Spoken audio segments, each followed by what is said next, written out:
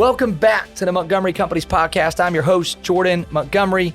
Today, we are with the Chad Veach. I've been hearing about Chad for quite some time. There are a bunch of mutual friends. Then I started following Chad, started listening to him preach. This guy is a preacher, teacher, speaker, author, influencer, most importantly, genuine person, dad, husband. Let me just give you Chad's quick little bio. We're going to have some fun today. You're going to learn. This is heavy note-taking time. Man, if you're somebody who cares about personal growth and development, you're going to be inspired over the next 30, 40 minutes. Chad Veach is the founder and lead pastor of Zoe, get it right, Zoe Church in Los Angeles, California. The past 20 years has dedicated his life to ministry and preaching the gospel. In addition to leading Zoe, you should know this, international speaker, author of 3 books, host of Leadership Lean In, my favorite leadership podcast. Craig Rochelle, way up there. Chad Veach, way up there. Leadership Lean In is one of, in addition to the Craig Rochelle Leadership Podcast, my favorite leadership podcast. But it's one of the most downloaded leadership podcasts in the world. Check that out. Chad and his wife, Julia, reside in Los Angeles with their 4 children, Georgia, Winston, Maverick, and Clive. He's got a new book out. We're going to talk about worried about everything because I pray about nothing, how to live with peace and purpose instead of stress and burnout. Chad, welcome to the show, my guy. Wow, let's go. I mean, great intro, great energy. I mean, I'm here for all of it. Hey, me too. You sold me. I'm in. Hey, well, we're gonna keep going because we're about to talk about association. Your association determines your destination. You've built this incredible network, man. You have a great circle of genuine, caring people who are doing big things. We're gonna talk about how to build that, advice you give to young leaders who are working on their association and building their circle. But man, I just want you to receive this. Here's what Brad Lomenick said about Chad Veach, our good friend Brad Lomenick. Brad Lomenick said, Chad Veach is a loyal friend, one of the best communicators and preachers in the world, a constant student of leadership, passionate but average golfer, and lights up every room that he walks into with off the charts energy, grace, and positive encouragement. I'm not done. Colin Henderson said Chad is one of the most charismatic and influential leaders I've ever met, and my favorite pickup basketball teammate. Hey. And our guy, David Nurse, come on, D Nurse, said Chad is one of the most infectiously genuine people I've ever met. I don't think there's ever been a time when I've come away from a convo with Chad not filled up, encouraged, and without a huge smile on my face. Listen, man, you have impacted so many people, and we share a lot of friends in common. But you are influencing influencers, and I think you've just done a really good job of building a network, building genuine friendships. Here's what you said. People are gonna love this, man. All the people I love the most love people I love the most. Did I get that right? I say that right? Yeah, exactly. The reality is that something is off. Really, when I heard Chris Hodges, who pastors, one of the best churches in America, he said, all my favorite people love all my favorite people. And when he said that, it made me realize something is off if I have someone in my close circle that doesn't like someone else in my close circle. Something's off there. And so because all my favorite people they genuinely go like, wait, you love them, I love them. There's a like spirit. So if if there's 2 at odds or 2 at conflict or something's off there, and I got to find out, who is it? Usually it's one more than the other. So there's a character issue. There's a conflict. Something happened. So, how can I bring resolve to this? Or maybe there's a change. I heard someone say this yesterday. I thought it was so brilliant. People are in your life for a reason, a season, or a lifetime. And I thought, man, we got to find out those that are with us for a lifetime. That's so important. But also, why did that person, another one, come into my life? Why? There's a reason why. And other people, seasonal. It's okay to go, we're not going to be with each other forever. While we're together, let's have the best time. So I love understanding relationships. I love understanding why do I love someone more than someone else loves them. For example, I always think the greatest leader that ever lived to me is Jesus. And Jesus is walking one day. He sees a guy up in a tree. Everyone else in the town saw this guy as a hoodwinked jerk. This is a thug. This is a liar, is a thief. Jesus loves him and says, get down. I'm going to your house. We're going to have some quesadillas today. So so I always think leadership is about seeing the gold when everybody sees garbage. Come on. It's about seeing not where people are, but where they're going. And so I understand that for, projects, or people that are in your life for a reason or season. But I think for all the lifetimers that are in your life, all my favorite people should love all my favorite people. So good. Well, I already love you, man, and you're a new friend. We're just getting to know each other. But That's I'm like, right. Man, this guy, man, your energy and what you're about, man, not just your talent, but your character. So apparent in how other people speak about you, talk about you. Listen, there's a lot of people that know Chad from the outside, but I want to put you on the spot. Give us something that maybe not everybody knows about Chad Veach to kick off our conversation. I think, when you ask that question, my first thought is, because someone was just telling me this last week, I am really into administration. Like I really like to be organized, and I'm really I obsess over emails. I obsess over communication. I'm obsessed with my calendar. I look at the budget. Right after this podcast, I'm going to get into a budget meeting. I like to be in the weeds. A lot of leaders don't. A lot of leaders like to, hire that out. I don't know why. I'm just a little bit more obsessive into details. So I would probably say people wouldn't. Usually, sometimes if you're a public speaker, you're not also seen as an administrative person. But I would be happy to book all my flights and invoice and run all the budget. I don't need that much administrative help always. That is surprising. That is people that are doing what you're doing do not. In fact, I literally just said this to somebody earlier today. Shout out to all you organized administrative folks. I literally said, if somebody tells me that they don't have emails in their inbox, like they cleaned it out, I said, we might not be great friends. Like that person, we're probably pretty different people. We can still be friends though, you and I. Yeah, we can still be friends. I think for me, it's just all about your wiring. It's all about what makes you tick. It's all about what makes you, excited. And I get excited to get up in the morning and tackle my to-do list. I get excited to create a to-do list, first of all. So I think that, your awkward is your genius. Your awkward is your gift to the world. And so I think a lot of times we're trying to be like our heroes, and I there's place for that, but there's also about just going like, this is my unique makeup. I'm going to try and dominate that. So good. It's great, man. Well, we're going to talk about a lot of things today. We're going to cover a lot of ground. I want to start with your newest book, because Chad, the reality is we have some people who are nervous, anxious today. We have some leaders listening who are worried.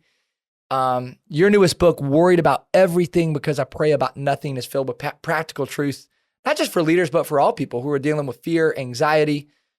We talk about faith openly on this podcast. I know that you know the real source of truth. And so I would love for you to open up about this book. The first question I have for you is, why did you write it? Why this book? Why this subject? Well, I always think you write out of what you're going through, or you write out of what you're learning about. You write out of, your own pain, even a lot of times. I had, long story short, I had gone to Colombia and I was preaching at a church there, and I was really inspired by what I saw and experienced. And so after the services, I asked the pastor, it's just like I've never seen anything like it. And I said, why do you think you're experiencing what you're experiencing here and we're not? There's a clear difference. And he said, well, I think that the key for us has been we're a praying church every Tuesday and Thursday morning before people go to work. And we had just gotten out of a night meeting where there was like, I don't know, 4,000 people in the 5 o'clock and another 4,000 people in the 7 o'clock, 2 Wednesday night services. He said, there'll be just as many people here on Tuesday and Thursday morning before they go to work to pray. Wow. And so God started just reminding me and showing me times where I really felt like he was doing something significant that was beyond my ability in my ministry experience, all the way back to high school. In high school, I experienced, I went to a public school, a couple thousand students, and I experienced like a revival in my public high school. When I got saved, I started praying during my lunch break. We had 30 minutes. I would eat for 15 and then go pray for 15 with a group of people. And it caught like wildfire. We saw crazy things happen. Like pretty soon we got to go to the gymnasium. There's that many kids. Public school kids are getting saved, delivered. It's like crazy stuff. And so God started reminding me, hey, you don't pray like you used to. You know, you read the Bible. I love that you're a Bible guy. You don't miss a day. But like I need that you're missing your prayer life. So God started to deal with me. And then I started to think, why don't people pray? So I know why I wasn't doing it. There's just nothing about our flesh side that wants to pray. I mean, Jesus in the Garden of Gethsemane, the night he's betrayed. And he tells the guy 3 times, can you please just pray? You can't? You can't pray? Because the spirit is so willing, but the flesh, it's just weak. It doesn't want to. So all of that was the genesis of that whole thing. And then I just started to unpack why people don't pray. And some of it is they don't know how. Some of it's intimidating. Some of it's shame, like a guilty conscience. So I just wanted to write to go like, hey, it's not as hard as you think it is. You don't have to be perfect to pray. And I just started unpacking all that. Well, there's crazy amounts of practical truth in the book, and we're all about tools and the how-to. So maybe first speak to the person who does believe, who is just maybe lacking intentionality in their prayer life, and then we'll speak to the non-believer. Maybe you don't believe or you question faith and you want to know more about prayer. I'd love for you just to address those two groups of people and maybe some practical truth and tips about the power of prayer. Yeah, well, I think, if you don't know how to pray, welcome to the disciples' life. The disciples, the only thing they ever asked him to teach them how to do, it wasn't walking on water or turning water into wine, which I just think could have been an option. I just got to be honest. If we're throwing out options, that would have been a good one. It wasn't raising the dead or healing the sick or the lame or the blind or the deaf or the mute. It was only like, wow, when you pray, that is insane. How do we do that? And so I just think you're in good company. The disciples didn't know how to pray. And so we got to learn, and we need a teacher. That's why I think it's so important. The best way to learn how to pray is by doing it with people. And so I know when I pray over my boys at night, when they go to bed and I'm praying with them, they're learning the language. They're learning how to pray with sensitivity, how to pray with direction, and how to, declare who God is in their life and stand on his character and nature. So I think the best way to learn is to do it with somebody. But if you don't know how to pray, I would do everything you can to get information on something like as simple as the Lord's Prayer. The Lord's Prayer for me is not, Jesus never said, now when you do this, every time you pray, you must say these exact words in this exact order. And if you miss a word, it is completely nullified. Right. He just goes, I think this is good language. I think these are some, we should hit on forgiveness. We should hit on provision. We should hit on temptation. We should hit on his agenda, not my agenda. Like, I just think you got to find a model to start using. It's good, man. So good. I remember Andy Stanley one time saying he was in a small group with, some sort of seasoned church leaders, believers, and they had all these eloquent words. Man, they could bring it. They could quote scripture. So they'd pray and it sounded really impressive. And yet they were sort of bankrupt morally, guys that ended up just moral failure. And then there was this one guy in his small group who was like newer to faith, didn't ever want to pray publicly. And then one night decides to pray. And he's like, it was the most simple prayer. It was just this heartfelt, humble prayer. And it wasn't about the fancy words. It was about his posture and what he was asking and believing for in the Lord. And so, man, I just appreciate that you, like a Mark Batterson, like people who are writing about, speaking about this topic. So important. I know we can spend, go ahead. I was just going to say, and just imagine where your life would be. I can't imagine the ditch I'd be in without prayer. And so I know for me, the lifeline that prayer has been, and people taught me, my youth pastor, my parents, significant leaders in my lifetime taught me the power, the importance, how to pray privately, how to pray in groups, how to pray corporately. All of that was modeled, and I had to learn it. How could we not pass it on to other people that are like, a single mom's barely getting by? We gotta teach her how to pray. You know, young man's growing up without a father. We got to teach that guy how to pray. Somebody that's a coach leading a sports team. You got 14 personalities plus the manager and a couple of assistants. Man, you got to learn how to pray. And if we don't learn how to pray, I think that's when anxiety overwhelms us. When I pray, it's not that I won't face anxiety. I'll still have stress. I'll still have anxiety, but they will not overwhelm me. They will not define or determine my decisions, because peace will be the overwhelming factor of my life, not anxiety, which is still present. It's still there. I still got to face it, but it's not going to cripple me and throw me headlong. We live in a culture, you hear this, right? People say, hey, when you feel anxiety, you know it's time to pray. Not that that's not true, but prayer is about more than just beating back anxiety. Anything right. You would, how would you respond to somebody who says something like that, Chad? Well, it's like, for me, the way that I try and look at my life is I'm not a firefighter. So I don't live my life putting out fires. God didn't make me to react. He created me to create. I'm a creative. God is a creative. I'm a creative. So I've been made to, I've not been created to consume content. I have been made by God to create content. And so when my prayer life is not, I'm not a firefighter. I'm not going like, I need this and this money and my kids and this, my job. And I'm not putting out fires. I am praying in faith that God would do the things that he's placed in my heart.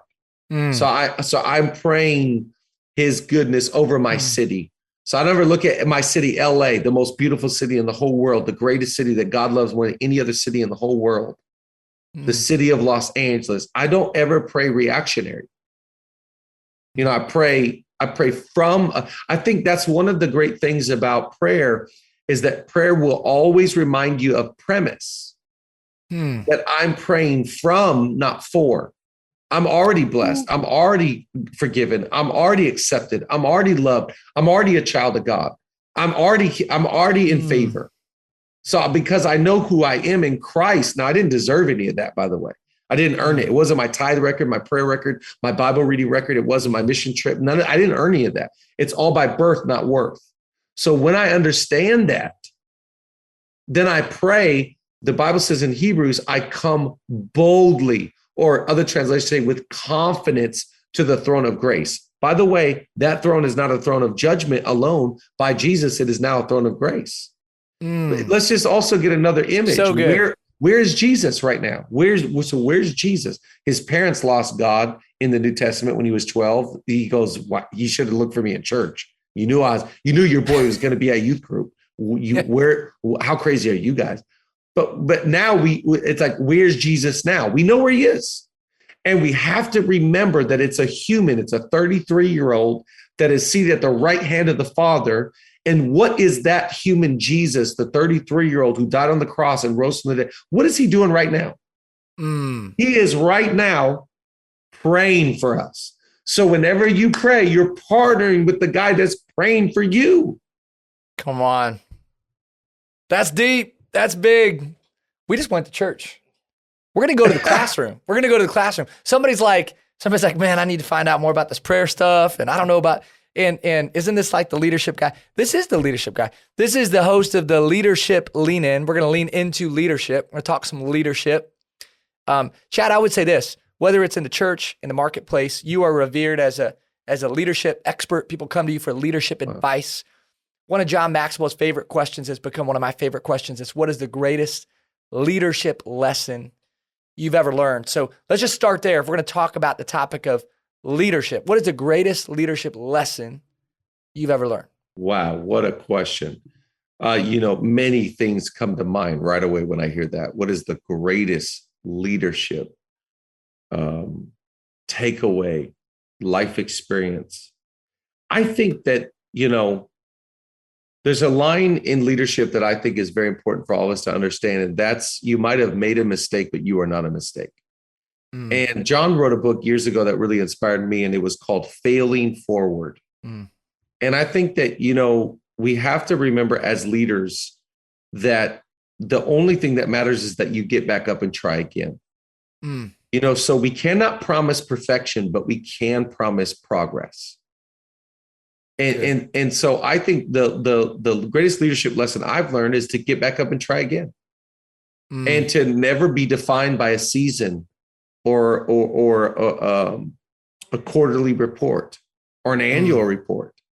It cannot be distilled into results.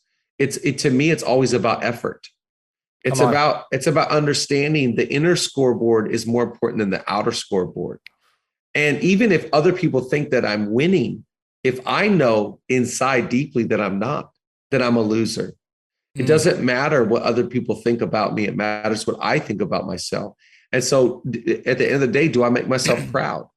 Because I could have failed miserably in let's say I release a book and it doesn't sell, or I preach a message and it doesn't chart, or fill in the blank. I think as leaders, we have to get off the results train. It is not about results. It is always about effort and getting back up to try your hardest. And that to me is the thrill of victory.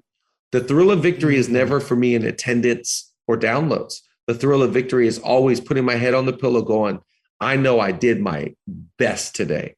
I tried my hardest. And what else are you going to live for? I always hold on to that thought.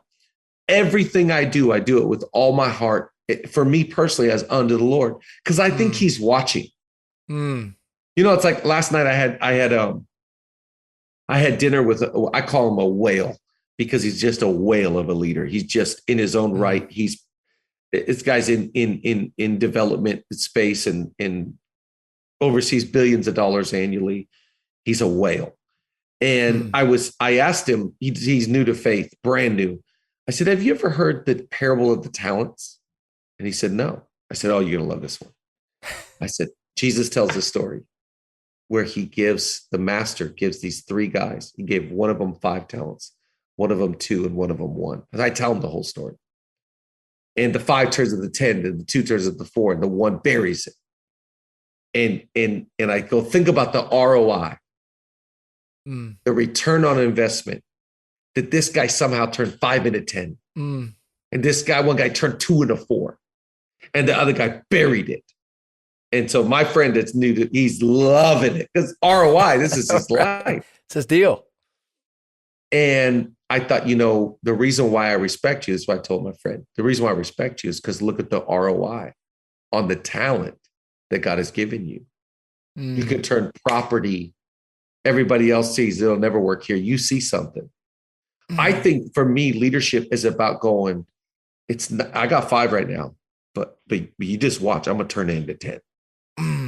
I only got 2 right now, but I'm going to work my darndest in faithfulness and stewardship and shrewd business investments.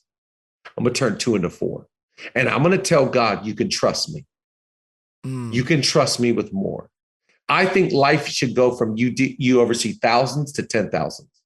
From 10,000 to 100,000, 100,000 to million, million to tens of million. I think you should just increase in what God sees fit for you to steward. So good. Hey, man, I appreciate that you're more concerned about being impactful than impressive. And that's what you're talking about, right? Like, I don't need to be impressive. I'm going to be impactful. I'm going to steward my gifts well. Andy Stanley already told us, the impressive guy, he already got his reward. So at the end of the day, you have to really ask yourself as a leader, what am I doing this for? Do I want more from people or do I want more for people? Ooh. Am I here to get value or am I here to add value? The thing about leadership is it always boils down to one thing. And that first always starts with motives. So why are you in it? Are you in it to be recognized, to be seen, to be global, to be a success, to have a pod, to have a book, to have a, if you're in it for you, we're going to find out pretty quick. Man, I love that. I consider you a leadership titan, like a Pat Lencioni and John Maxwell. Pat said this the other day that, the world is not a better place when people want to lead without knowing why. And that's what you're talking about, And wow. It's like, man, it's true. Like the motive matters. We got to check our heart. The motive matters. All right. So we talked about what you've learned. I want to talk about what you're learning. And I want to underscore what you said about getting back up, so much truth to what you just shared. Tell me what you're learning, man. You got so much coming at you, like writing books, you're preaching, you're trying to, all these people want your time. I know you're still evolving as a leader. Like I think you would say, gosh. I haven't arrived. God's not done with me. I'm still sharpening a saw. What are you learning in this season of your life in your leadership journey? That is a great question. And it makes me think of a quote I just heard 2 days ago. And when I heard it, I go, hold on, let me write that one down. You pull out your phone and you go. Yes. I heard this guy say 2 days ago, divine operation requires human cooperation. Ooh. And say it again. Divine operation. And I just marvel at this one. Divine operation, because I would like to be a leader that leads something that has a divine operation. But in order for it to have a divine operation, well, gosh dang it, here we go again. It requires human cooperation. So, the problem for leadership is how do you get everybody to play well together? How do you get everybody to cooperate? How do you get an Enneagram 3 to get along with the Enneagram 5 and Enneagram 5 to get along with an 8 and the 8 to get along with a 1 and a 1 play well with the 4? And what about the 4 and the 9? Because I want divine operation really bad. Yeah. But it has nothing to do with my desire of that. Yeah. It has everything to do with my ability to create an environment where chemistry flows. It's good. And conflict has resolution. There's a saying for me that I'm learning. You ask me what I'm learning. You can lose the game, but you cannot lose the locker room. And when you lose the locker room, you got to ask why. Was it because they were mad at each other, or were they mad at you, the leader? Or were they mad at the systems within the organization? Was it the community? Where did we lose? How did we lose the locker room? I could lose a game. That's fine. Lose the locker room? What did we do wrong? Because I want divine operation, but it always boils down to human cooperation. So good. So if you're listening to this, I listen to everything on 1.5 speed. I'm just going to ask you, slow it down. If you're like me, you do that, just slow it down. This is a normal speed conversation right now. This is good. So much gold. So let's stay there. I was going to ask you another question. Let's stay there. That's too good. You can lose the game. You can't lose the locker room. Tell me about why are leaders losing the locker room? What would you say to somebody who's like struggling with that? Yeah, well, I think we have to always take everything in context. First of all, we just got out of, Craig, I just recently had Craig Rochelle on my podcast, and Craig said that he believes that out of the entirety of COVID, right now is the hardest time to lead right now. And we have to understand why is he saying that? Because the aftermath, the damage of COVID, the 4 crises we faced: a health crisis, financial crisis, political crisis, and race crisis. The aftermath of that, and everybody holding their lives together with duct tape. We're now facing the reality of the damage of that and what happened and the great resignation. And now we go into a recession. And do people want to work as hard? And so I think there's, as to be a great leader, in my opinion, you cannot take everything personal. I would encourage you, if you're a leader, to take very few things personal. In fact, I would ask you to consider. Don't take it personal until they make it personal. Oh, I think a lot of times we think so highly of ourselves as leaders. You got to be careful, because if you live by their criticism, live by their praise, you're going to die by their criticism. Yes. So you got to be very careful. If you're going to be a leader, you got to be careful, because you get all the adoration, all the attention, and all the attack. So you just got to be careful. And so I think, you have to take in context, why is this happening? Usually it's bigger than you. And I got to always put myself in other people's footsteps. What are they facing in their home? What about their marriage? How are their kids? How's their money? You want to mess with somebody? Have them come under financial pressure. Then let's talk. Come on. By the way, pressure doesn't build anybody. Pressure reveals everybody. Yes. So you got to just understand what pressure does to people. And so I think that, we have to take a step back, and we've got to see things from a greater vantage. And we can't see everything within our own little cul-de-sac. We got to see across the country, across the world, what are other industry leaders facing? A lot of times it's not just my little industry. It's across the board. So I've got to get a better perspective on things when things are not always going the way that I want them to. So cool. Yeah, and when you were talking about not getting the big head, right? I love what you said about, if you live for their praise, you'll die by their criticism. So true, man. So much truth to that. John Maxwell said this to me the other day. He said, Jordan, just remember, they're not praising you. They're praising the gift inside of you. Right? That's what they're admiring. They don't even know you. They can't. They're not in love with you. Leave it to John to just kind of poke the ego every once in a while. Wait a second. They don't love me. He's good at it. That's right. I thought it was about me. He said, hey, it's not. They don't even know you. They're praising the gift inside of you. That was such a good reminder. Okay, so I want you to speak to emerging leaders. We have a lot of emerging leaders listening. You're in this cool season of life, right? Where you've got the wisdom and the experience to reach veteran leaders. I think you're still hip enough, cool enough to reach some of the younger leaders. We have some emerging leaders. Hey man, it's the truth. Come on. I'll take it. We got some emerging leaders who are wanting to know, how do I steward my gifts? How do I expand my influence? But do that the right way. Like I kind of want to be like Chad. Like I'd love to speak and write and move people and inspire people. Like Chad, what should I be thinking about as an emerging leader? What would you say? Well, one of my favorite quotes is, greatness doesn't happen in a day. It happens daily. And so I just think I would just say to every emerging leader, get a hold of the book Atomic Habits by James Clear. Come on. Treat it like your Bible and start developing the compound of consistency. So, to me, I always look at people that are able to create disciplines in their life early. And the fruit, the reward. Like, let's just talk about money for a second. Let's talk about a budget. You want to be a great leader? How much money do you make right now? You don't have a money problem right now. You have a you problem. That's good. So learn how to manage what you got. That's good. What are you making this year? 45, 50,000? Great. Do you set aside in an account taxes? Are you ready for taxes?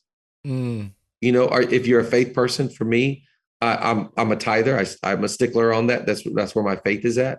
So do you have 10% set aside for that? What about a rainy day? Do you have a savings account? You by the way, I just set a budget, and then my budget runs my money. I don't run my money. My budget runs my money. So to answer your question, I think in order to become a great leader, you take years, decades, and do the same thing over and over and over again.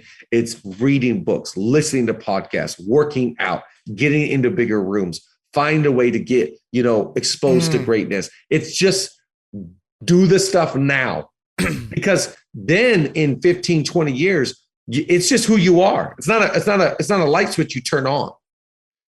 There's a saying, you're a sum total of your influences. So right now, choose your mentors, choose your influences, choose who you're going to lean into, and get mentored from a distance. There's a friend of mine recently, he had a coffee with a guy that I probably watch this guy preach every Tuesday for maybe a decade. His name is Wayne Cordero. He had a church in Hawaii, and he's just one of the most prolific leaders and communicators I've ever listened to. Well, I've probably only had, now his son was my best man and I was his best man. So I have a relationship with Wayne, but I've probably only had, let's say, 10 meals in my lifetime with Wayne. But the impact and the influence that he has been on my life, I've listened to every message, every leadership teaching. I've read every book. I let him mentor me from a distance. You don't have to always be able to get a coffee to learn from a John Maxwell or a Patrick Lencioni. So I would just say to every young leader, start doing it now. Yeah, come on. So good. Hey, and what you talked about, we talk about front stage, backstage. Everything you just talked about is backstage. Character gets developed in the dark. You know, you talked about doing things backstage, reading, praying, learning, asking questions, working on yourself. So love the advice that you just gave to a bunch of emerging leaders.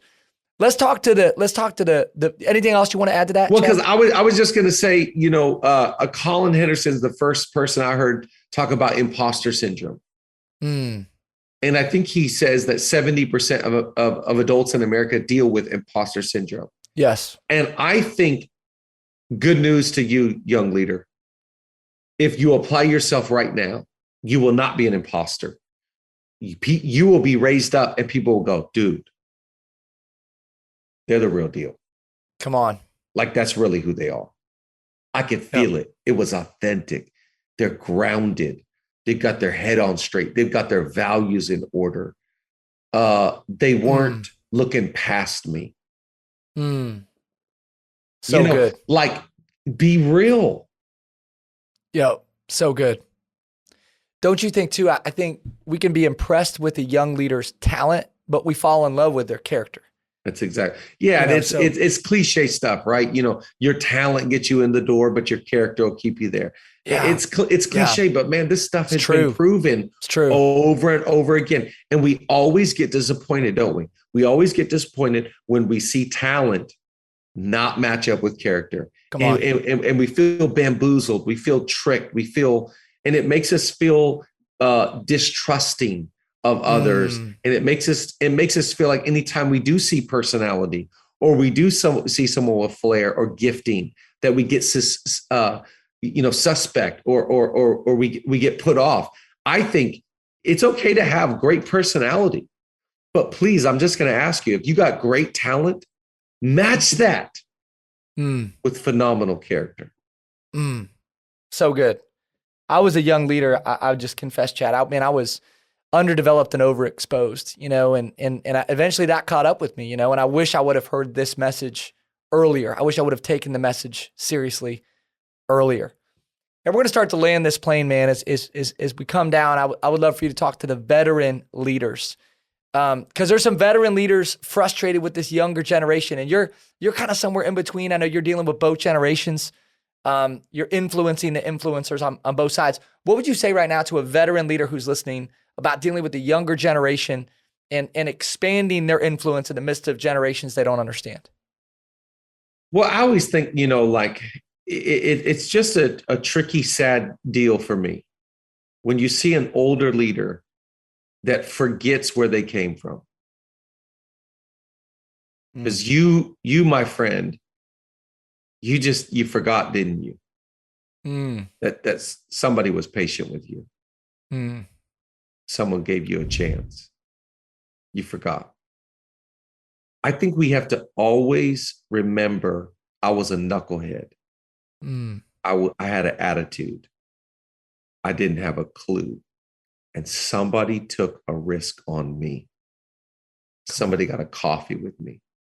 Somebody pulled me into the office and corrected me. Someone loved me enough to call me out. And where would I be without the mentors and the investments and the coffees and the soups, at the kitchen counter in people's homes that are putting me back together and saying, that's not the right perspective. That's not what just happened. You know, so I just think the older you get, I have a tattoo right here. Sorry, it's right on this one. And I'm trying to get it in the shop. It says better at 70. And the value of some friends of mine, we all got this better at 70 tattoo. The value there was we made a commitment when we were younger leaders because of the way we were mistreated by older leaders.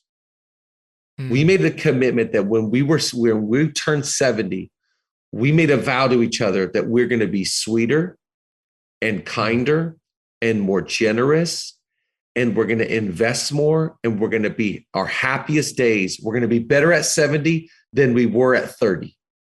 And you think about it, why do we make that commitment? Because most people, the older they get cranky, they get ornery, they get stubborn, they get judgmental. They say this is generous. And I just that sound. Oh God. May it be so far from my spirit and so far from my language. And so if you're an older leader, you ought to make the commitment right now. At 70 years old, you're going to champion. You're going to build. You ought to be like, remember, there's a guy in the NBA named Brian Scalabrine, the redhead from the Boston Celtics. He's from, where I'm from in Seattle. And he'd have the towel. He'd be waving. He's not playing a minute tonight. He's waving. So the older I get, I want to become the Brian Scalabrine of leadership. So good. I don't know if it can get any better than that, man. Mic drop.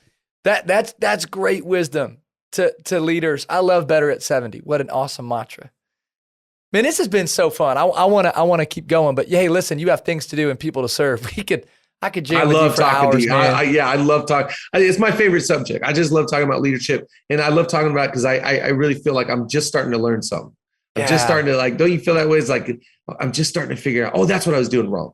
And it's just the constant quest of wisdom and understanding and revelation and knowledge and getting insight. You need more insight. You and I need more insight. Amen. Yeah. Work in progress, man. It's what you learn after you know it all that counts. Isn't that the truth? Come on, John Wooden. Hey, listen, man, you are, Brad said it. You're one of the most gifted communicators of our time. It's just true. You're stewarding that gift. Thanks for wearing your faith on your sleeve, making it about others, making it about Jesus. Yeah, man, keep being you. So encouraged by you. What's next for Chad Veach? What's next? Well, I'm getting ready right now. Tomorrow we'll get away, and we've got a big planning day for 2023. We've got our calendar mapped out, and now we're just getting some vision. And, I think every leader has to have their mountains that they're climbing, so you got to identify what are those, I think Craig Rochelle calls it your next outrageous win. And so what's your next outrageous win? And that's now. Okay. So now we're going to work on that.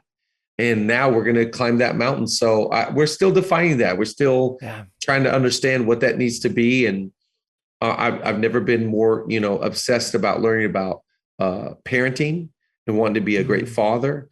And I want my marriage to flourish, and I want my employees to have the greatest working environment. So there's a lot of challenges that we're facing, and we got to lean into it. We can't avoid it. I can't hire it out. I've got to lead through it. So I'm excited to keep on trying to grow. Thank you for the gift of time and energy. I know people are going to be blessed by, I worry about everything because I pray about nothing. And they're going to be blessed by this podcast, this message, man. Let's go. My new friend, Chad Veach, thanks for being with us. Oh, thanks for having me. This has been another episode of the Montgomery Companies Podcast. I'm your host, Jordan Montgomery. I want to say thanks also to John Choate and James Roth of Storyline Multimedia for all of the work that they do behind the scenes to make this episode go. If you enjoy listening to this show, if you're somebody who tunes in once in a while to our podcast, we'd love it if you'd officially subscribe so that we could move our mission of impact forward. This podcast is designed to help the leader go farther, faster. We hope we've done that today. Be well, be great. Have a wonderful day.